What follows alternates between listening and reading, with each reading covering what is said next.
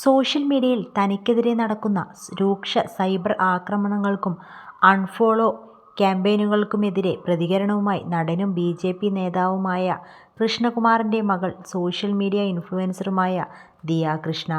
Instagram സ്റ്റോറിയിലൂടെയാണ് ദിയ തൻ്റെ നിലപാട് വ്യക്തമാക്കിയിരിക്കുന്നത്.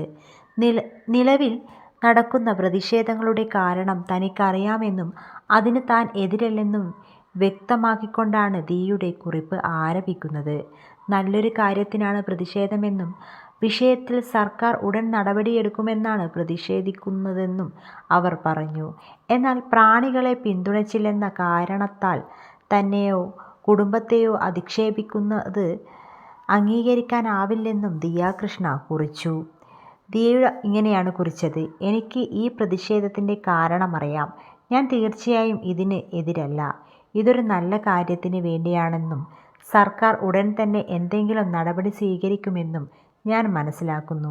എന്നാൽ പ്രാണികളെ പിന്തുണയ്ക്കുന്നില്ല എന്ന ഒറ്റ കാരണത്താൽ എന്നെയും എൻ്റെ കുടുംബത്തെയും നട്ടലില്ലാത്തവർ എന്ന് വിളിക്കുന്നത് ക്രൂരതയാണ്. എന്നെയും എൻ്റെ കുടുംബത്തെയും നിങ്ങളുടെ നാറിയ വിവാദങ്ങളിൽ നിന്ന് ഒഴിവാക്കുക.